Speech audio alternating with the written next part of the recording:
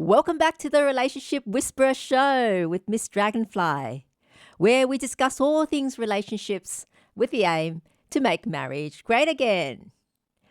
Now, today we have an exciting show today.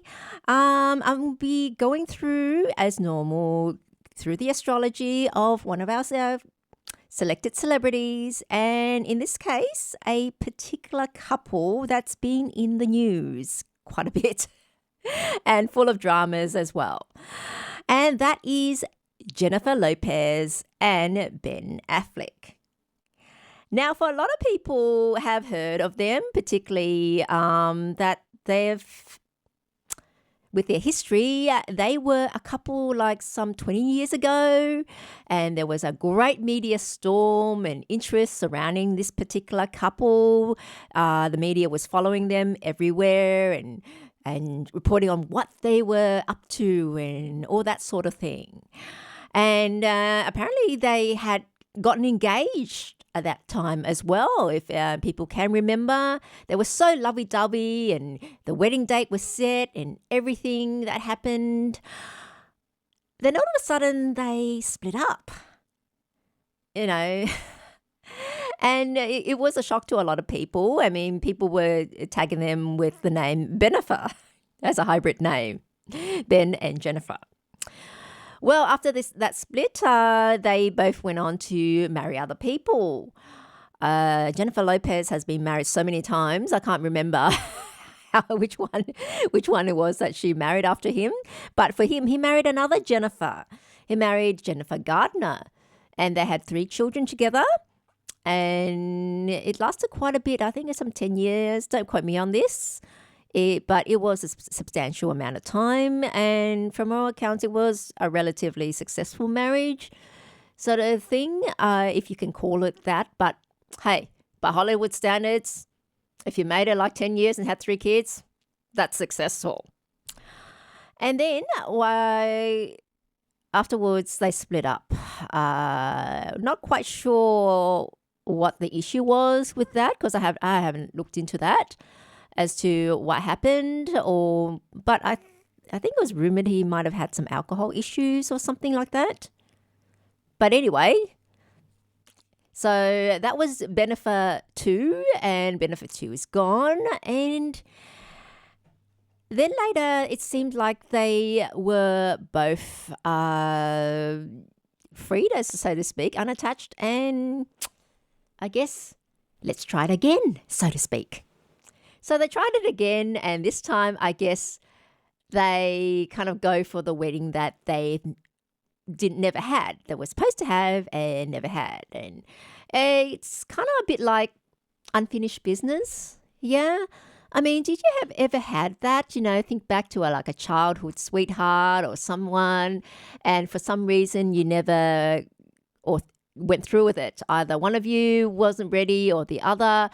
Or maybe that something just happened, got into the way. I mean, life, you might have had to move away and study somewhere else or work somewhere else. And so I had to say goodbye. But it was kind of like, I had a feeling that it wasn't quite completed. That's type of feeling.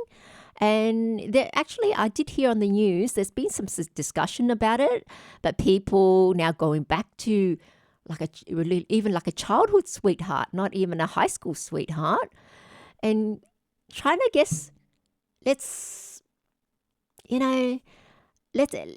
finish things off. Or maybe they think that it might have been a great thing if we had the chance to blossom. So let's go back and try it. So in a lot of respects, I do understand why people do that. And a lot of the times, it is also down to the astrology if you're able to get a chance to go back to that previous partner, or so to speak. I guess if people are happily married, you have a 30-year marriage or whatever, you're not going to go back to and try to find someone that you had feelings for when you were, say, 12. Okay. Or even when you were 20, I guess. Because, you're happily married and so forth. But for people that are free, so to speak. And then they kind of went, oh, I guess I need some love. And I think, hang on, there was that one person that I used to love, but we never really got a chance to nut it out and see where it goes. So pick up the phone and see where he's at or where she's at. Maybe we can get back together with that. Have you ever had one of that? If you did, then, if follow my Facebook page and leave a comment there and let us know what happened. I guess that would be very interesting indeed. Now, Bennifer Mark II. It's more like it. Jennifer Lopez and Ben Affleck. Question is, well, why did they get together in the first place, split up? Well, they were going to marry, split up, and now some 20 years later, come back again, still feel it for each other, and want to marry. But by all accounts, what we've heard lately is they've separated, and it's inevitable they are heading towards divorce. It is just a matter of when they put the application in. And I guess from what I've read, that Ben is waiting for Jennifer to do it when she's ready. All right.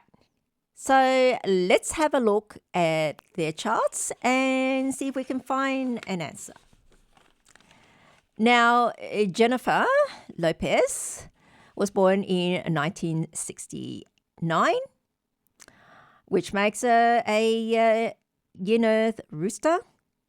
Born in July, which gives her yin metal goat month, and on the 24th, which is a yang metal rat pillar, and her hour gives her yin metal snake. Now, Ben, I haven't been able to find his time of birth, so what I'm doing is going off just on 3 pillars, 3 out of 4. So, like I say, 25% of the information is missing, but we'll have to make do with what we have and work with what we have. So he's born on the 15th of August, 1972, which makes him a yang water rat in terms of the year, a yang earth monkey for his month, and yang earth tiger for his day. So, whenever it's relationships, we usually like to look at the spouse palace, which in this case for Ben, it's the tiger, and for Jennifer, it is the rat. Now, for what I can see though, Jennifer's chart is, well, looks like she's dominant. She's mainly metal and water for the rat. And Ben, though, he likes fire. Looks like he's a follow power chart. Now, going back to 2002, apparently that was when they both met. She met Ben and that was the year of the dragon. So, the dragon combined with Jennifer's spouse palace with the rat. And that's when I guess she felt it for him. Now, 2003, they became a couple. And and then after she divorced Chris Judd, they became engaged. Now, during that time also, we also look at the luck cycles and the luck pillars. Now, for Ben during that time, he went through the pig luck cycle. So that combined it with his tiger. So it activated his spouse palace. So who is feeling the romance. And Jennifer, she was going through a dog luck cycle, and dog combined with Ben's spouse palace of the tiger. Then those two combinations created more fire. And that's what Ben likes, fire. And so that's why he liked Jennifer. And so, look, normally the combinations happen within their actual birth charts, but it can also happen if they go through phases, if they go through their luck cycle and they come across it, well, then it starts influencing them, and the other person can feel it then. Now, November 2002 was when they got engaged. And they broke up in January 2004. Now, that was still the snake year, though, the end of the snake year. And snakes are a direct clash with pigs. So it clashed directly with Ben's pig in his luck cycle. And at that time, Jennifer also just came out of her dog luck cycle. So it's easy to see why the love died then. I mean, I thought they were together for far longer than, a year or 2 years then. But apparently that's all it was. Very intense, though, during that time. So much media coverage and focus on them, and their love was just splashed everywhere. If anyone was following the tabloids, you could not miss it during that time. And so, they went off on their own in different directions. And then 2015 to 2020, they remained friends, and they were both in the rat luck cycle during that time. That was interesting that happened. Not at this but overlap, some overlap. Now, 2021, they rekindled their relationship. The ox year, and in the ox year of 2021, the ox combined with Jennifer's rat in her rat, which was her spouse palace, and her luck cycle. 2021, she was still in the luck cycle of the rat. And so you had that ox 2021 combined it with her luck cycle, and that was what rekindled it. And in July 2022, in the goat month, on the tiger year, they got married. Now, the tiger is the same as Ben's spouse palace. So I guess Ben was feeling romantic then during that time. Let's do it. Let's get married. Okay. 2024. We've heard of all the problems in their relationships. They're no longer living together. They do separate things. And apparently, Ben didn't even turn up to her birthday party.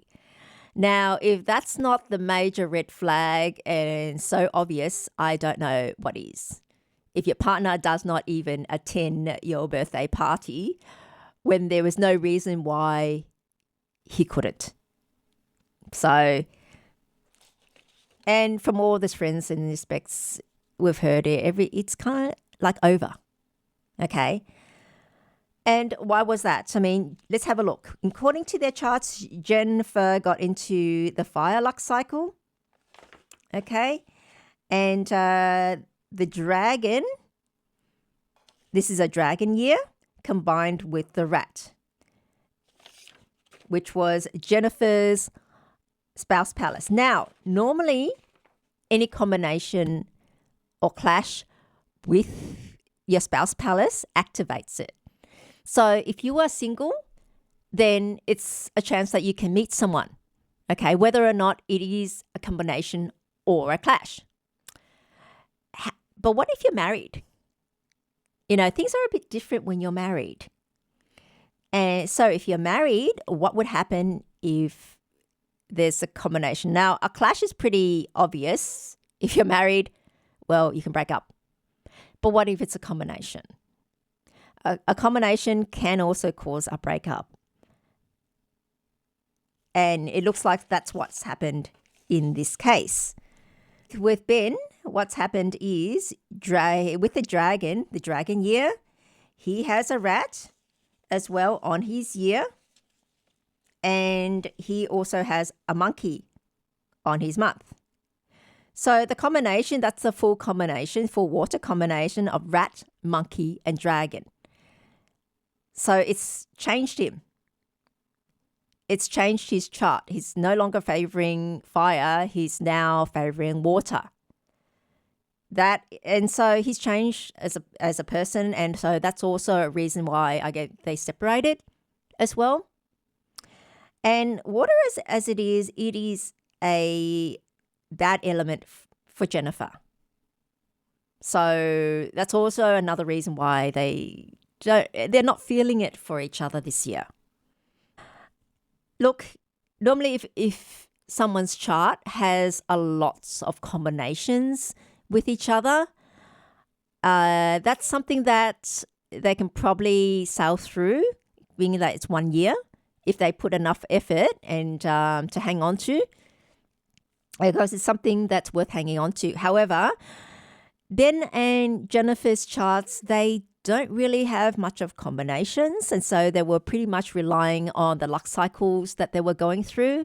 So this type of relationship, it only lasts for a certain period, the period where you feel for each other. Then afterwards, it's gone. So it's a good thing that they did not marry then in the first case, because it would have ended up in divorce after they've moved out of that cycle. And I guess when they entered into this more favorable cycle for each other, they got together and they said, okay, let's do what we did not do in the first place. Let's get married, try the marriage out. Okay, and I guess it did not work again because they've moved past that phase where they like each other, or the energy that's giving them the like for each other, and because now they've changed because of a different luck cycle and different influences.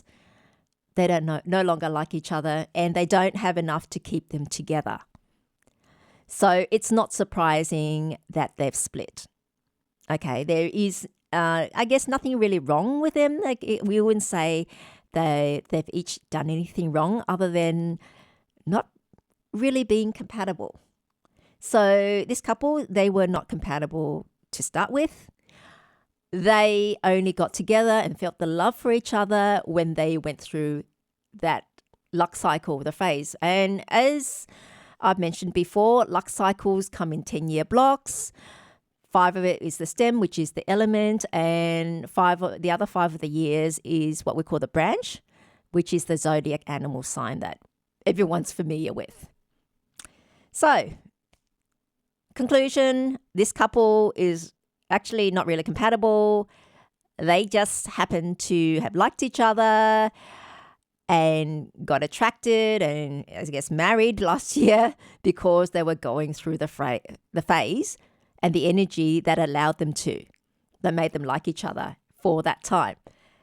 And once that time passes, well, that's it. They have nothing left to be able to hang on to each other. And so there's no more feeling left. So I understand where it's going. And for friends of this benefer, I'll say, sorry, this couple is just not a goer. And I guess after this, there'll be no more attempts from them to come back and try again, so to speak. So in effect, it's hard to say, but good riddance. But I agree with them in that they're splitting. It's just a matter of time that they're going to make it official anyway.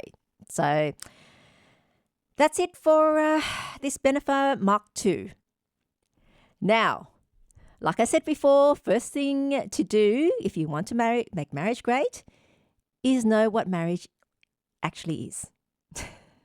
Like I said before, it seems a silly question. Everyone should know what a marriage is, shouldn't they? And I guess if you were to ask anyone, they would say, that's a ridiculous question. Of course I know what marriage is. Yeah, what is it? It's, that thing you do when you have a wedding and then you say I do and then you sign documents and then you live afterwards? Well, yeah. And, well, then you're husband and wife and, yes, what do you do? This is the thing. People know what the legal definition of marriage is, but they don't really know what it is in practice. Like, come on, people say it's someone you choose to love, that you love, you choose to live with for the rest of your life. Okay, so is it just a matter of just two people that happen to live together and they both do their own thing, have their own lives? Oh, and that's when people get stumped. You know, it is very simple.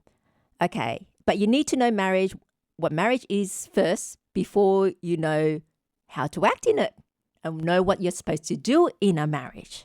Yeah? A marriage simply is a partnership in life. That is what it fundamentally is.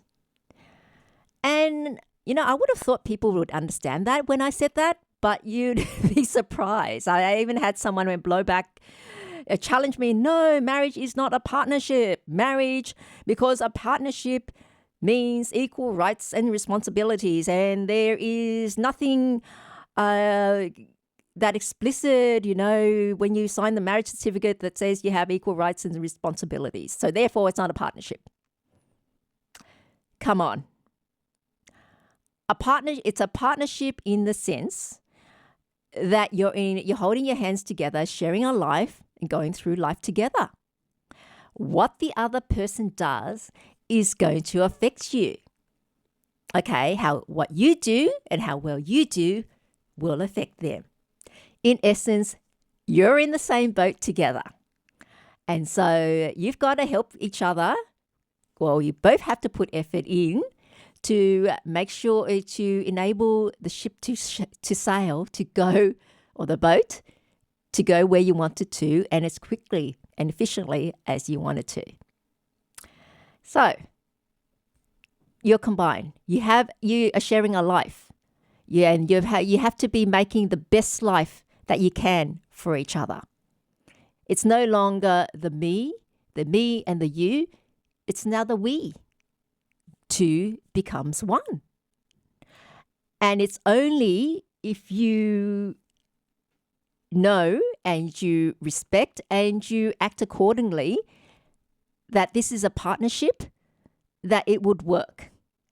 And that's the only reason it will go the distance, and the only reason why you will get benefits out of marriages. I know a lot of people, especially after they've been through a messy divorce, and complain there was nothing in it for me. I did not get anything out of it, and so to speak, because my partner was selfish and this and that. And so I think, so hang on. So you were not acting as a team then, or your partner wasn't acting as a team, as the other partner in the team. And so because of that, it really wasn't a marriage, was it? And if it wasn't a marriage, then you cannot rubbish marriage as it is, because it wasn't one to begin with. And a lot of people don't actually realize how much of a benefit marriages are. And look, I know a lot of people, especially been through and been burnt through bad divorces, saying, I'll never do it again. I got nothing out of it. It's given me nothing but grief and cost me not only financially from the divorce, but emotionally, and cost me all this time and so forth. I'm better off on my own. And yes, that's correct. You are better off on your own if it is not a marriage. Okay, but however, if you actually do have a true marriage, it is great.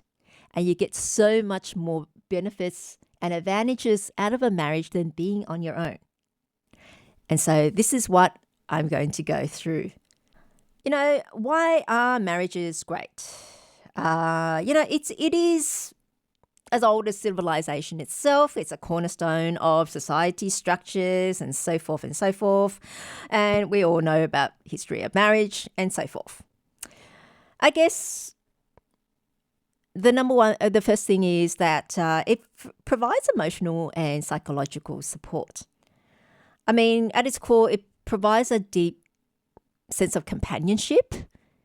That there's someone for you, there to share your highs and lows with you of life, and able to help each other. I mean, if you've got an issue at work, for instance, you're not happy with your manager, can you talk to your colleague about that? And so you will not dare, because you don't know whether or not your colleague is is going to tattletale on you. Either you tell the manager, you tell that manager that you know what he said about you, or if it help you, or so forth. And sometimes you just need to let out steam. I suppose you can go and speak to a friend and so forth, and they might listen and provide some emotional support right there and then. But end of the day, it's not their problem, because they're not sharing a life with you. They don't have a vested interest. I'm sure they'll want you to do well and so forth. That's all nice and good. It's not the same. Come on. After that, the discussion, they'll put you out of their thought, or your issue out of the thoughts, because they've got their own issues and their own problems to worry about and their own lives they've got to deal with and live. How about family? How about your siblings or your parents? Firstly, not everyone gets along with their siblings. And even if you do, your siblings and your parents go under the same thing. They, of course, if you're close to them, of course, they'll want the best for you. And they said, come to me if you need anything, so forth. But again, they're not sharing the same life with you. So they don't have the vested interest. And also because they're not with you day to day, they don't really know exactly what's going on, because they're not sharing the life with you to be able to fully appreciate the situation that you're in. And I guess a lot of people also don't want to share, feel either embarrassed or so forth, that type of thing, or want to put out a front. Or if they happen to be competing with their siblings and say, yeah, I don't want their siblings to know they're going through a rough patch, or they don't want to worry their parents. However, your partner, who is sharing your life with you in the same boat, they're going to have a vested interest as to how well you do. So if they are acting as a true life partner, they would be concerned if you are having problems with work or your manager. Because remember, your career, your promotion of that, it ties to your income. And your income, how much money, which represents resources, is going to directly affect your partner's life as well. How big a house can you have? Or how many cars, or how many holidays can you be able to go on to? Or how good of food can you eat? How many times you can go out to restaurants? That directly affects your partner. So, yeah, your partner does have a vested interest. And if they are not acting that way, they should know. They need to know. And so that is the person that you should be able to talk to. And of course, health-wise as well. I mean, emotional and mental health also affects physical health. And if you are unwell, what happens? Then your partner either has to step up, because there's not going to be as much money around you. Obviously, you can't work. It's going to affect your income. But then they're going to have to look after you. Now, the next advantage is stability and security. Marriage often brings a sense of stability and security, both financially, as I mentioned, and also emotionally, because you've got shared resources and decision-making, and you feel stable. And also that you've got a partner there. If there's an issue, who's the person that you should turn to? It's your partner. And people naturally do, or you should be able to turn to your partner in the first instance. And your partner should be there to support you. And if you had that support, that's amazing, rather than having to deal with on your own. It's difficult. And as I said before, you can only ever be one place at a time. You have one set of skills, and you have your own way of looking at things. So if you have a partner, they have, hopefully, their own set of skills, and they'll have obviously a different viewpoint as well, and they might be able to see something that you've missed. And so quite often, if before you make a decision, people like to have a second opinion, and so the first person you should be able to go to is obviously your partner, especially if these issues or what you're trying to resolve are rather personal, or it's like your personal financial situation. You're not going to go out and ask other people, your friends or so forth, or things like that. It's your partner.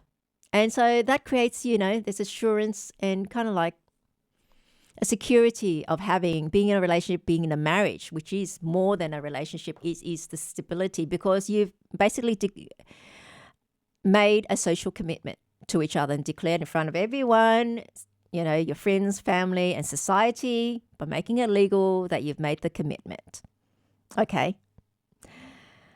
So, and I guess, a lot of people that fear being alone, and when they can see this relationship going to end, they make sure they have another relationship ready to jump to. And I guess it's that sense of wanting that security. Okay? Now, the next point, health benefits. Like I was saying, the health benefits with marriage are well documented, especially for men. As they said, men tend to live longer when they are married. I know there's going to be a lot of men that are going to dispute and argue with this point, especially if they had ended up with a rather selfish wife and subsequently divorced and said she never looked after me or did anything. I had to do everything and look after her. However, generally, women are more caring and nurturing and so forth. And so I guess because more meals at the very base, you'll be eating more home-cooked meals. Because look, people get lazy just cooking for themselves. So you get single people, or often they're not, they don't cook and they eat out, takeaway and so forth, because it does take time, not only cooking, it's the cleaning up. And if you're doing it for one person, you think, is it worth it kind of thing, and make a whole roast. I roasted a whole chicken and eating it for myself, one person eating. But if it's two people, then it's worthwhile. And so people would tend to cook more. And I guess also in marriage, you tend to take less risks because, okay, responsibility with your partner. What does your partner say if you end up being injured?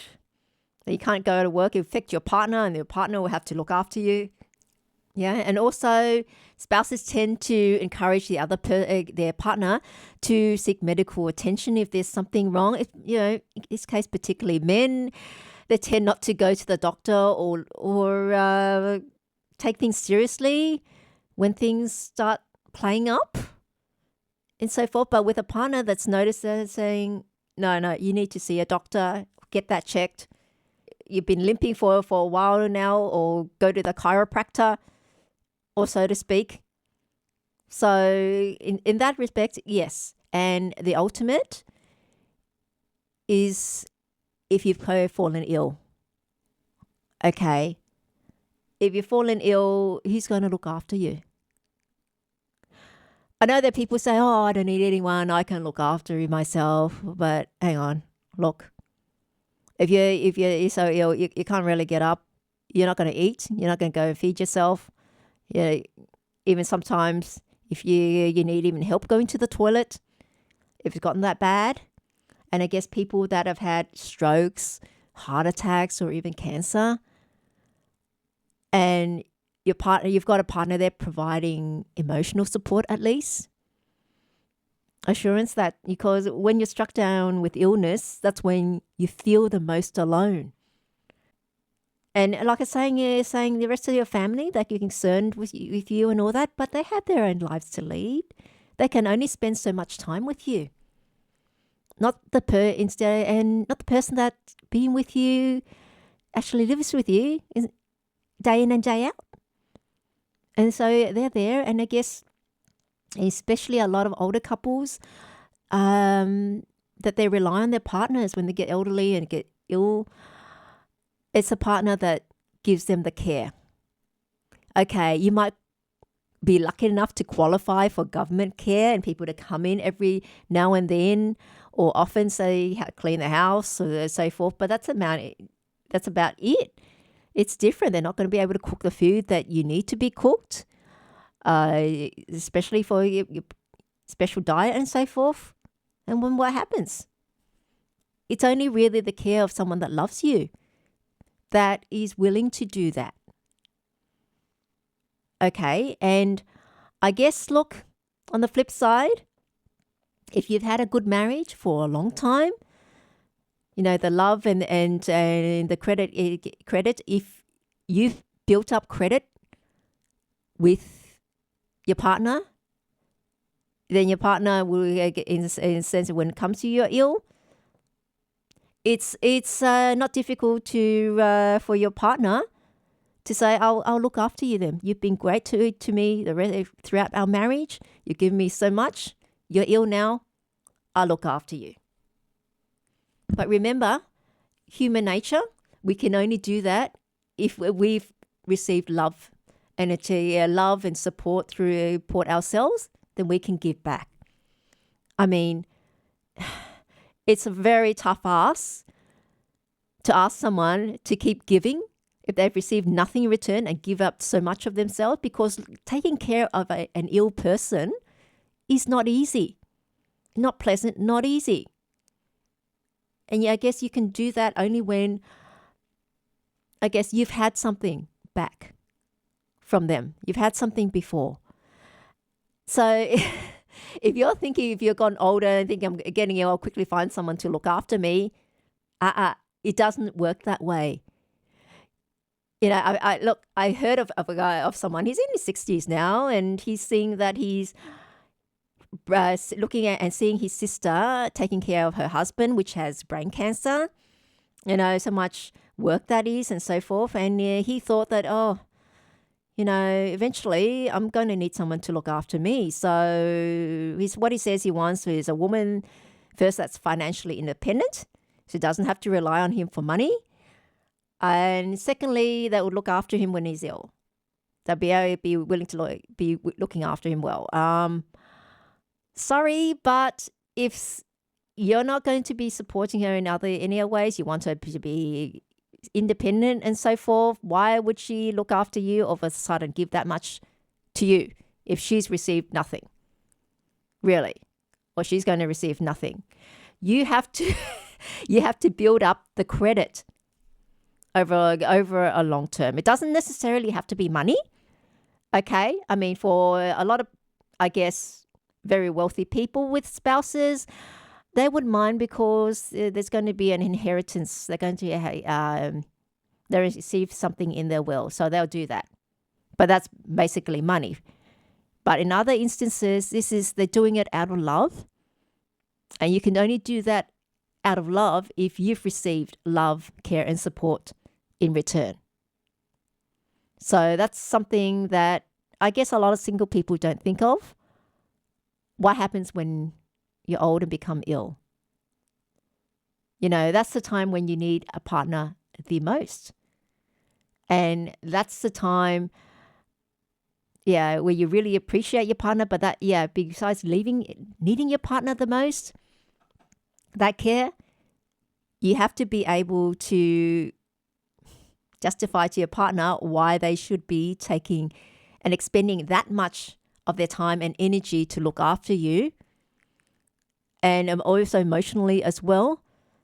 They know that they won't be able to go and earn money, or so to speak, or go out with their friends and so forth, because they have to take care of you. It is a very big ask, and you cannot just say anyone that is not doing it is selfish. You have to if you've supported that person throughout their life, and when you're ill, they don't look after you, that is selfish. But it's human nature. It's got to be a balance. Okay? If you've supported them for so much, you've got a big credit with them. So when it comes time to you're ill, they'll support you. And that balances the scales, so to speak. And I guess karma. I guess even if you don't believe in karma, it's human nature.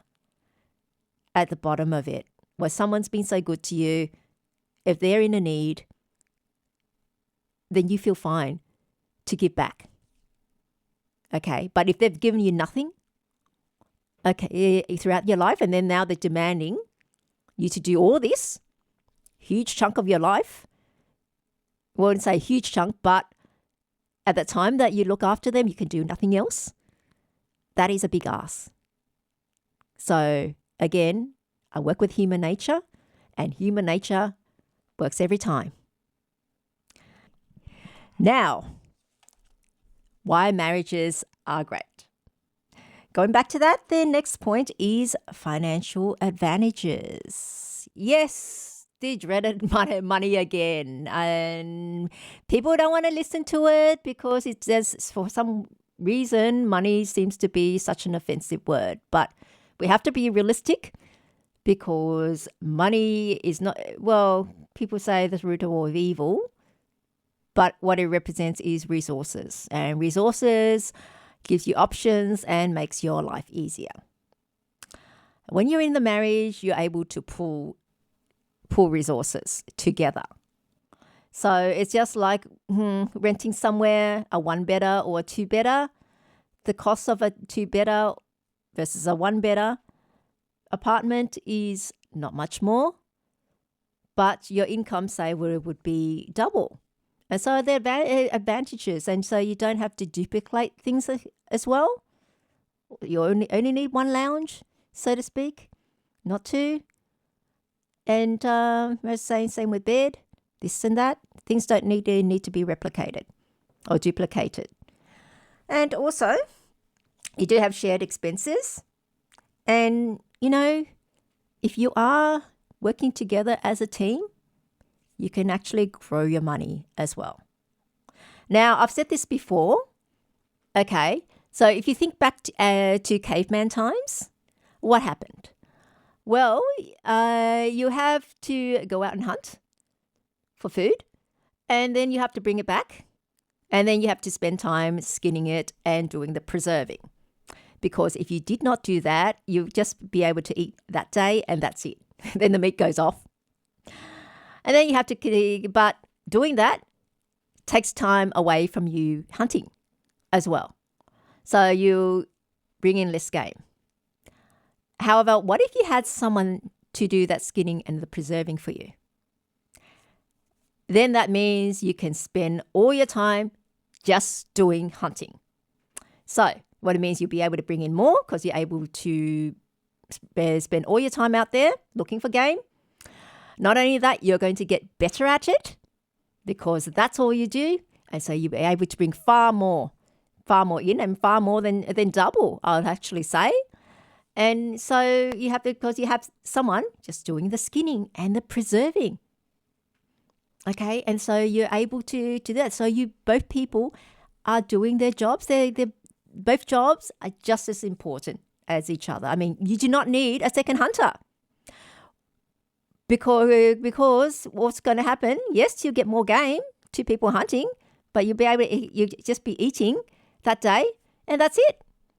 And then the next day, you have to hunt again. You can only eat. So it's like feast or famine. And if you're not able to catch any game, well, you both go without if it happens to be a bad hunting day. So you don't need a second hunter. What you need is someone to do the skinning and the preserving. So, translate to modern day. You have one person going out and doing to work, bringing the money in, and you have a partner doing all the admin and taking care of everything. Now, it is a lot of work. Imagine you're single. There's a lot of people, when you're single, you have to go to work, and then you have to make sure you paid your insurance, or lodge your tax returns and this and that, worry about your superannuation or the 401ks in the US, that sort of thing. It's a lot to administer. Or something happens, you need a plumber at the house, things like that. You have to take time off. And, when you're working, you don't have that time, and you work during the weekdays, and that's when things are open or business are open. You don't have time, or there's a dispute with a bank, you have to have time. Are you able to take time off work to go and resolve that? And would you have the time or the not only inclination or basically the attention span to be able to try to find the best insurance policy for yourself. Make sure you're not getting ripped off, or your mortgage. Find the best mortgage deals, or have time to go find if there's a better one, so you can save yourself more money. When you're out there working, and especially in corporate or whether, you don't have the time, or even the headspace to do all that. And so you're not going to be able to, you end up having to pay more than you have to for everything as well. So if you had someone that looks after all that, plan meals, look after all the admin, and it's a lot. It's a lot of work. It's a full time. And so forth.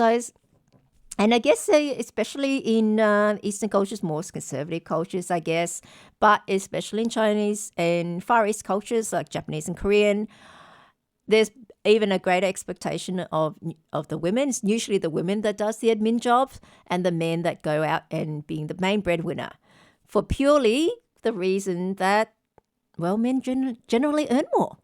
So it makes sense for them to be the main breadwinner, and they have a far more stamina than women, and they can afford, so they're able to do the overtimes and the longer hours that women can. That is just a fact. We're different, and it's a good thing that we're different. And women are far better at doing the admin jobs, the admin roles. That's why so many of them are secretaries. Well, the majority of secretaries are women for that reason. Much better at multitasking, for instance. So perfect for doing the admin role. And I guess, like I mentioned, Far Eastern cultures, not only are women have to manage all the money financially, but also, if she's more capable, to be able to grow it and invest it and so forth. And so that's why, because that's their role, and I guess there's a lot of people that do complain about Chinese women that saying all they talk about is money. Oh, they're just so money focused. All they talk about is money. Well, now you know why, because it's their job. So they are trained to be able to do the administration for the money. So, and if something's your job, then you talk about it. And also for that reason, why the traditional marriage in an Asian culture is not seen as demeaning women as it is in the West. She does not lose power. In fact, she actually has a lot of power because she controls the purse strings. Because you hear a lot of feminists go on about, traditional marriage where women are so downtrodden, they lose so much power because they're not the ones earning money and stay at home and so forth and so forth. And I guess because the Western traditional marriage, the women are not in control of the money. And so, yes, if that's the case, then there's an imbalance in power, so to speak. You always have to achieve a balance. But both partners have to know, understand, and be willing to work as a partner, as a partnership, as a team. Because if you don't do it, then that's not a marriage. People disparage marriage all the time, saying they get nothing out of it, like I mentioned before.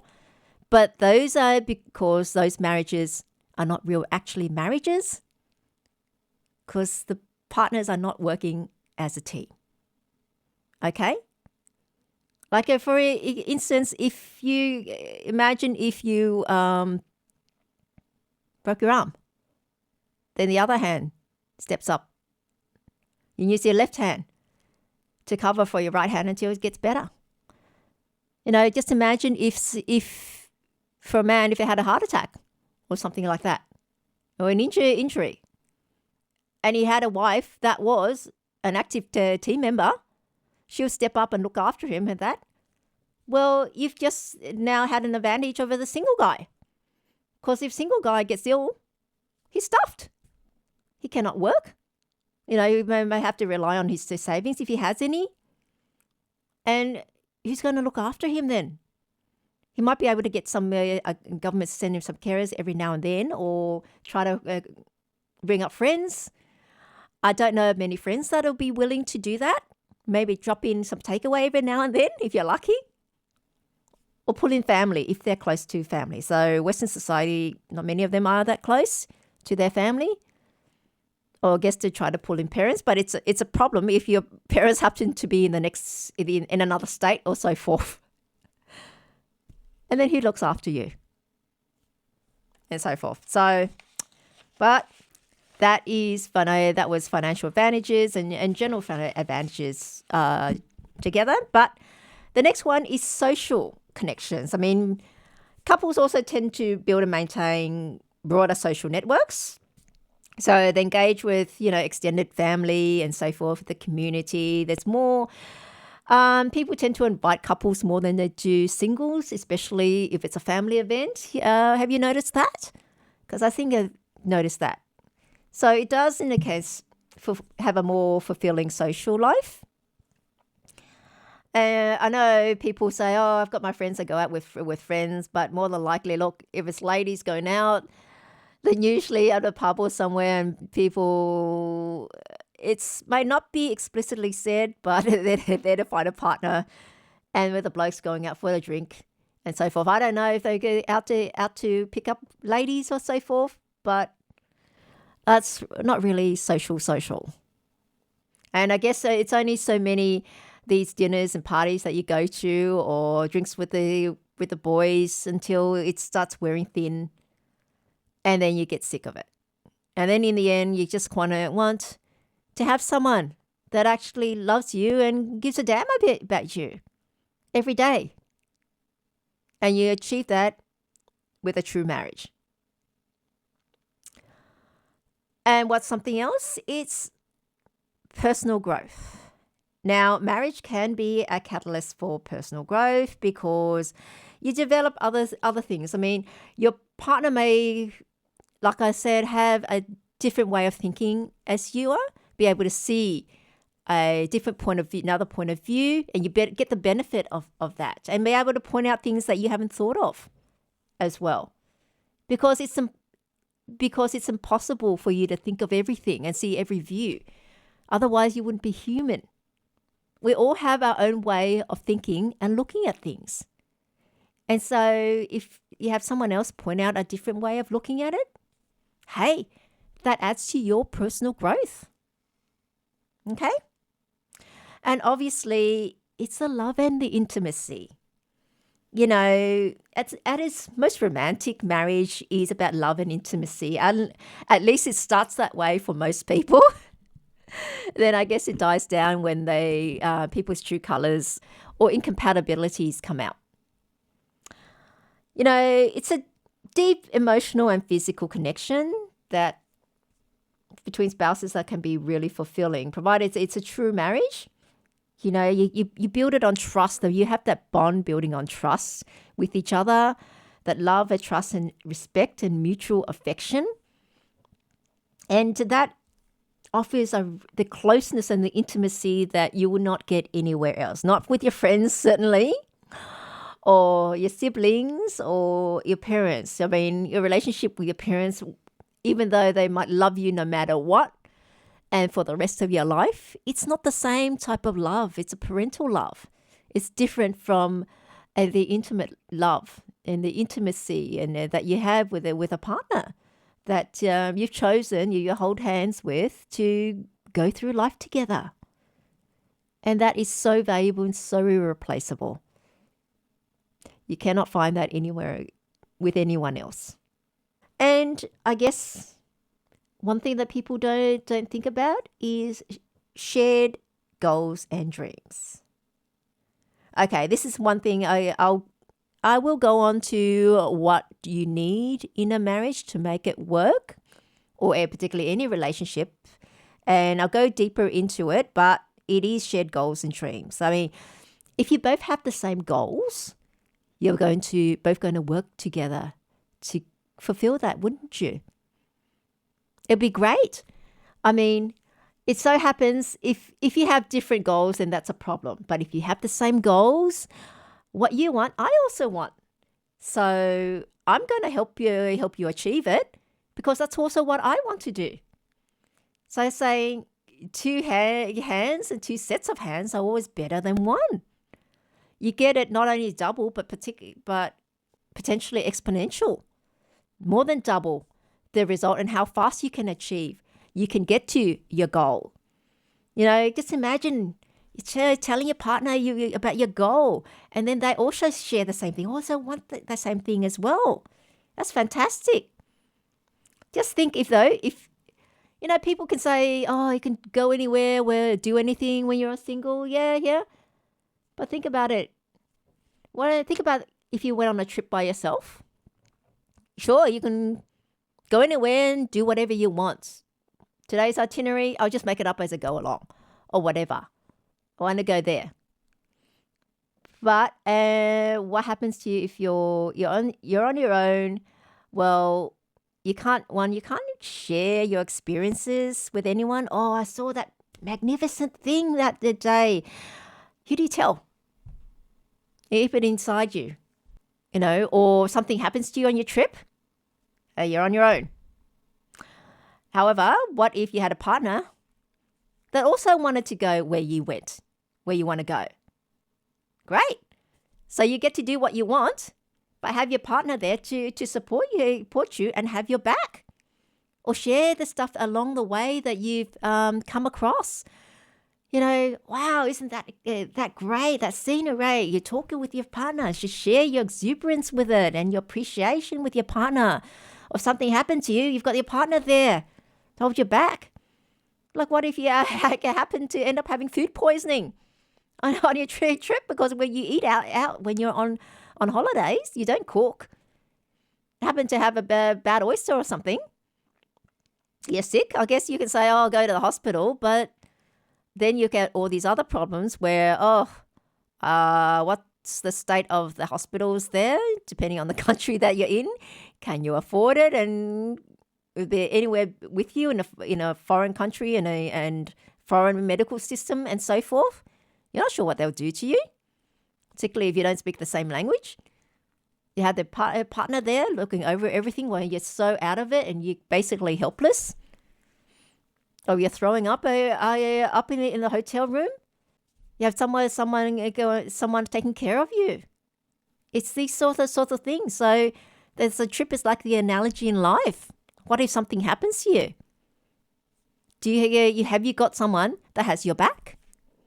And I guess a lot of people in unhappy relationships or divorce have said, my spouse never had my back. And so that's why this disparaged marriage as being bad. Whereas no, you actually did not have a marriage. It was not a true marriage. That's why. Because your partner did not act as a partner. It was not a team player. And that's why. So there are many advantages of marriage, and marriage is absolutely fantastic, provided, of course, that is actually a true marriage, that both partners are acting as a team the way it should be, because a marriage is a partnership in life. You go through it together through all the trials and tribulations. All right? What do you think about that? Let me know by leaving your comments on my Facebook page. You can search for it as Miss Dragonfly. And and we can have a discussion, have people having discussion and share their experiences about what's happened to them and whether or not they agree with what I said. And if they don't happen to agree, then it seems that I'll need to clarify certain things, because this is very different. It's a whole shift in thinking about marriage and partnership and love altogether than what's continually spewed out there. Because what's continually out there all around us and all the advice obviously does not work, because people keep making the same mistakes and not getting it. Okay? Now, to make marriage great, it all starts with the right partner. And this is the one thing that basically can make or break the marriage and make or break you by extension. So, it's all about choosing the right partner. And to choose the right partner, you have to know what you are choosing for, what factors you have to look for. So, and there are basically 3 things that you need to look for. 3 factors. The first factor is very simple, but I don't think people actually realize it, and I haven't seen any of these psychologists or relationship experts actually give it. And that is, you both need to be able to get along just as you are. I know it sounds really simple, but you'll be amazed. So many people do not realize that and do not choose on that factor. I guess, yes, there's an attraction factor there when you first meet someone, or I guess there's an attraction so that it makes you want to get to know them a bit more. It makes you want to, hang around them and so forth. That's fine, hang around them, but you have to make sure that you are getting along just by being yourself. Okay? There's no pretense. And that's the reason why. The reason is because we have to be ourselves. We can only ever be happy if we're able to be ourselves. Sometimes you might, see some really hot person, hot dude or hot chick, and think, oh, you really want to be with them, and so you try to adjust your behavior or present a certain way that you think they'll be attracted to, and then keep it going. But you know what? After a while, it gets tiring. It gets tiring trying to be and act something that you're not. And if that's not what you are, you can only keep it up for so long, and then you have to give it up because it's tiring and you need to be yourself. And so what happens? And so the relationship would break up. And so for any longevity in relationship, you actually have to get along by being yourself. Imagine being loved for what you are. Okay, you're yourself all the time. And because of that, you're going to be loved all the time because that person loves you just for you, the way you are. You naturally get along. And so that's fantastic. And so it means you get along all the time. And that, you actually need to enjoy each other's company. And there were all these experts saying how you need to make an effort to make it work and set aside time for each other, and so to speak. And I guess a lot of couples in trouble say they have problems, making the time for each other and so forth and so forth. But hang on, if you do enjoy each other's company, then you're going to make that time. Just like you would make your time to see that favorite program. I mean, I know there were heaps of Game of Thrones fans and fans of Friends and so forth, and Seinfeld back then, before they had streaming and so forth. So people were really diligent, making sure they're there in front of their TV when Seinfeld was on or Friends was on, or really making sure they got a hold of the next episode of the Game of Thrones. So why wasn't that an effort? Because you really enjoyed it. You enjoyed watching that and you didn't want to miss an episode. In fact, there were people that never missed an episode of Seinfeld. And so you can do that, but why can't you make time to sit down and spend time with your partner? Because it's not enjoyable. You don't enjoy your partner's company that much. And if you don't, then it's not going to last. Because it really shows the love or the lack of love in that relationship or in that marriage. So best thing is you have to be able to enjoy each other's company. And if you do, you'll always want to. I mean, just think about it. Almost everyone has a best friend. Yeah? Now that person became your best friend. Why? Because you got along so well. And because of that, you enjoyed each other's company, so you made the time to see each other. You miss each other. If you haven't seen each other for a while, you feel like something's missing. Okay. And is it an effort to make time to see your best friend? a lot of people would admit, if they were to be honest, they'll admit, no, it wasn't an effort because they wanted. So why is it an effort for you to make time to spend with your partner? I know you see each other every day, but it's spending the time with each other. Okay. And you hear a lot of couples that have golden anniversaries and people are asking them, tell us, what's the secret? How did you do it? And most often than not, they say because their partner, their spouse, their husband, their wife is their best friend. So when it's your best friend, you enjoy spending time with each other. And that bodes well for a life together, a long life together. Because like I was saying, look, it's very simple if you just want someone for a bit of fun. I mean, all you need is someone good looking and fun, yeah? That's all you need. Don't overthink it. But when you want to find someone that you can share a life with and spend the rest of your life with, you have to put a lot of consideration on it because it's a lot on the line, not just your time of your life, big chunk of time in your life, but also financial, emotional, and everything else. So you need to keep due consideration. And the first factor is, do you get along by being yourself? If you get along well by being yourself, hey, that's a great start. And I say that's a start because that's not the only factor you need. There's another one. Well, there's actually two more. The second factor is, do you share the same values? Now, whenever people hear about values, a lot of people are put off by it. They think, oh, conservative stuff and all these Christian values, I don't want to hear about it. But it is very important. And when I say values, I'm not talking about, like sharing the same values or beliefs in human rights or animal rights or so forth. Because, hey, no one gets divorced because they don't agree with their partner's views on human or animal rights, do they? No one ever puts down the reason or says that's the reason why they got divorced or the relationship did not work out. Yeah?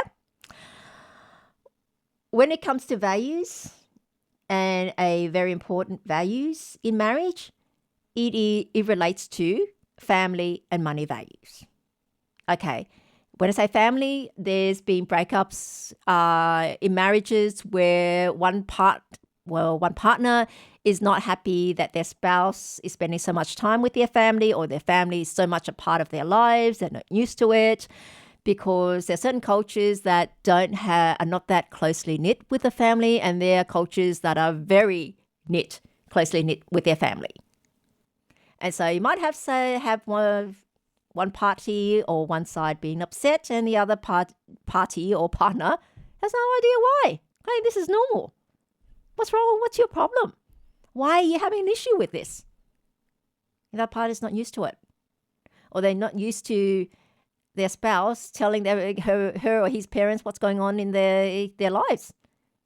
I don't want other people to know what I'm doing, so why are you off telling your parents? And so to speak. And that's why when issues and problems arises. And also there's the dreaded M word again, and money. They say money is the root of all evil, but it's very necessary because money represents a lot of things. It represents values as well. Look, as I'm saying, if you don't agree with money, it will never work out. With a spender and a saver, it will never work out because one person is used to spending that money, it's their freedom, but the other person is used to keeping money and that makes them happy, provides some sort of security. And for the saver to look and see that their partner is spending willy-nilly money they've either had a hand in bringing in, if not a hand in bringing in, then it's money that would have been able to provide for them with this and that sort of need or stashed away for a rainy day because that's what they're used to, then it's painful. It's painful to them to see that money being spent out. And for the person that's a spender, they feel really frustrated and constrained that their partner doesn't want to spend, and they can't understand why the partner doesn't want to spend and have a comfortable life and enjoy things. So what happens with a compromise? As all these experts say, make a compromise, go meet each other halfway. That's normally the response of most people.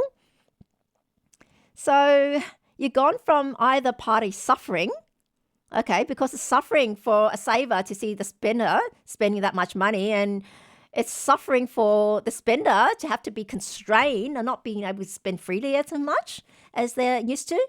And if they compromise and meet halfway away, maybe the spender spends less.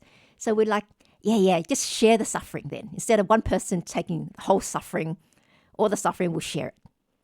So it's going to be the spender would spend less. So they're going to still feel constrained. They're not able to spend as much as they like to. So they're not happy. The saver, well, it's less money than what that was being leaked out and spent before, but it's still far more than what they're comfortable with. So they're still going to suffer. So you still have both partners suffering. Why insist on a relationship where you're both going to suffer? Is what I say. So you have two savers together. Great. They'll be like-minded. They'll save and have a beautiful nest egg and build a beautiful house together. You have two spenders together, and they're able to spend willy-nilly as much as they want. Their partner is not going to stop them. Actually, the partner's going to help them spend as well. So there'll be no problems. The only problem is that eventually the money will run out. Okay, and then that's when they'll split up because there's no more money. Though often than not, a spender does not end up with a spender, and the saver doesn't end up with a saver. Someone's unhappy, and the saver ends up with a spender, because I guess for the saver there's more money around that they can spend, and for the saver, I guess it's difficult. It then becomes difficult for them to leave, because they're emotionally invested in that relationship, so to speak. But also they'll think that, okay, if I don't cut back on my own spending, then it'll be okay. I'll save by cutting back on my own spending. And normally then they'll have to keep it a secret from their partner, because if their partner knows there's more money available because they've sacrificed on their spending on themselves, then, hey, can spend more. And it's really bad situation. So your money values have to match. Okay? No two ways about it. Now, the final thing is, what I mentioned before, is having shared goals. You both need to have the same goals. Okay. Now, what I'm talking about is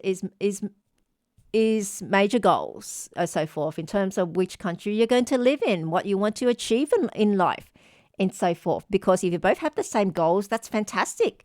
You both work together to achieve your mutual goals. So you've got double the resources to achieve that same goal. And so you're far likely to achieve that and get to your point. Okay. However, if you have different goals, again, the thing about they sprouting, compromise. How about we compromise instead? Or you can't really compromise, because if you have different goals, what it really means is one person's got to give up their goal to go with the other person, please their goal. And you think they'll be happy? Might say yes. Oh, look, we'll go with what you want to do. They're going to be unhappy, and eventually it will lead to resentment, because they've given up what they wanted in life for their partner. So that's not going to end well. So the final thing, you have different goals, forget it too. It will not work, and it'd be totally unfair to ask any one of those partners to give up their goal for the other person. So that's a thing that you have to match up onto as well. So as I listed those three factors, you have to meet every one of them. Okay, it is very important. Like most people, might match up with one. And that's not enough. You need all three. Now we're coming towards the end of our show. We've gone through Bennifer Mark II, or Bennifer even, Jennifer Lopez and Ben Affleck. Yes, they've been in the news again for not so good reasons, thinking that everyone knows they've separated and heading towards divorce. It's just a matter of making it final now. I mean, they're both basically given up on their relationship. And this is like a second go for them. Some 20 years ago, they got together, fell in love. It was a huge media storm at that time. The media was all intense on them, all the gossip columns and so forth, calling them Bennifer, naming them Bennifer. And they got engaged and even had a wedding date set, and then they broke up. Went their separate ways, married other people, and then a few years ago, they happened to both be single at the same time. Came back to basically, I guess, this unfulfilled, unrequited love, to pick up where they left off and get married like they didn't before, and basically, have a second go at it and fulfill what they didn't get to do. And they did get married. 2023, and a year later, 2024, it seems like it's over. And so what was the problem? So I've gone through their charts and had a look now, and fundamentally, well, their charts are not that compatible. You see, they did not really have combinations with each other. And the more combinations you have with each other, the greater the attraction and the greater the stability it is. So, which begs the question, why did they get together in the first place and twice? And that I had to look at their luck cycles, and it was in their luck cycles. So luck cycles are these time blocks where you pass through in your life, and things that happen in your life is based on the interactions between your personal birth chart and those luck cycles. And with them, those luck cycles either activated their spouse palace, which means, yes, relationships, love, and marriage can get activated. And so they were feeling it, and also for each other then. And if each other's luck cycles that they pass through benefits you or makes you attracted, then that's also the go as to why they got back together and they were feeling it. But once that period has passed, then that's the other thing with relying on luck cycles, because there's a definite time beginning and an end. And so when you pass that, then the feelings are gone. And those are the type of couples that should not get together in the first place, because it's only ever going to be temporary. Fine if you don't intend for it to be anything other than for temporary reasons. You're not looking at something permanent. As those relationships would not be permanent. If I was doing a reading on those type of couples, or someone was asking, should I marry this person? Are we great together? I would have to say no. And I would not recommend this pairing at all. Okay? So now we know the reasons why they had two goes at it and why it did not work out. So nothing wrong with them or anything they did personally that was wrong, that did not make the relationship succeed. It's just they're really not compatible with each other, fundamentally. The reasons why they got together was in the charts, and it was only ever going to be a temporary thing. But that's not to say that marriage for everyone else is not going to be great.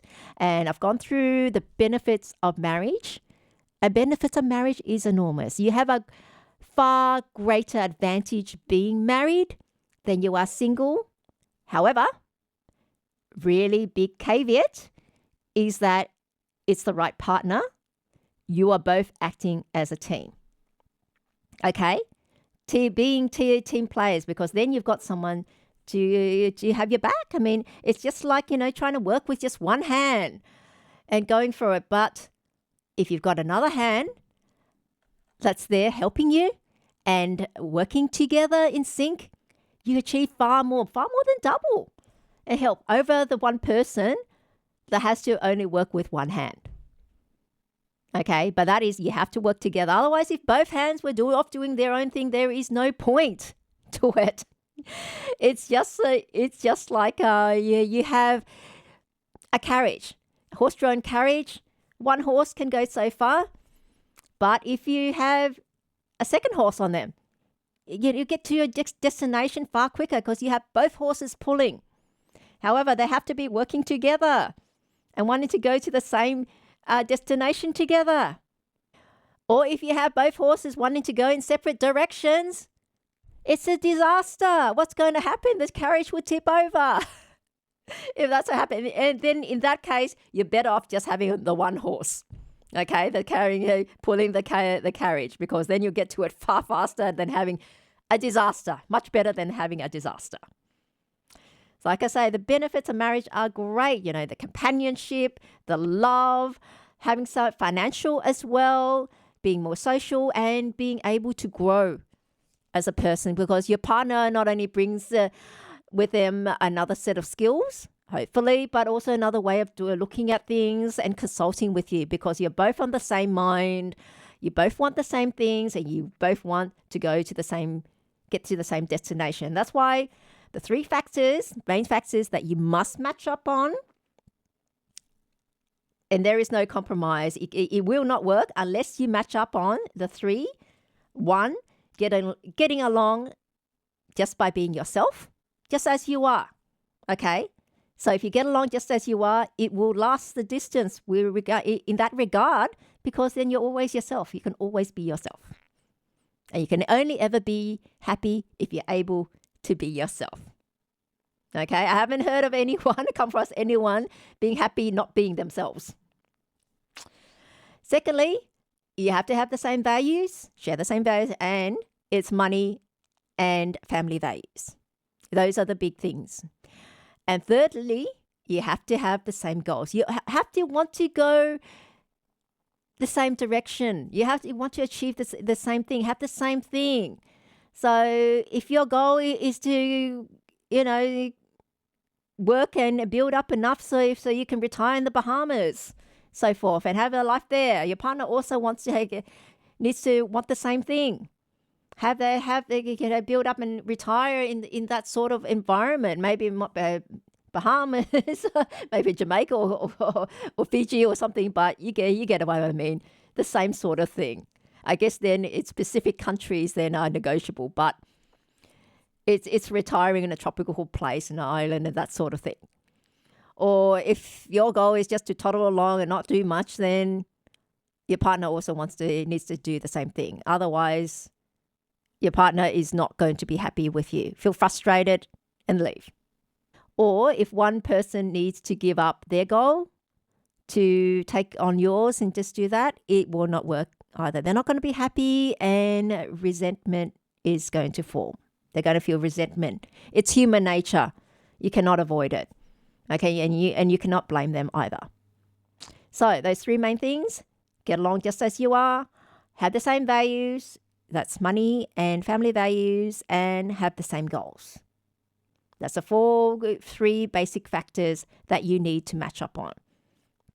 And on top of everything else, you both have to understand and be willing to enact and be team players and treat this as the partnership that it really is in life. And once you do, you have far more benefits than anyone that is single, and far better off than anyone single. Have more, achieve more, get to where you want quicker and easier as well. Okay, so on that note, we're coming towards the end of the program. Follow me on Facebook, where I will post updates on the show and what's going on. And if you commented the show, anything you'd like me to cover, feel free to leave a comment there as well. And if I'm able to, then I will cover that as well. So, and also let me know what you think about my advice, whether or not you agree. Okay, or if you know anyone that's been through what I've covered, then let us know as well. If you agree, then that's great. Great to hear feedback, and I'll continue with that. And if not, then let me know why. Okay, and then we might have this discussion. So on that note, that's the end of the show. And don't forget to catch me same time next week. And until then, it's bye for now.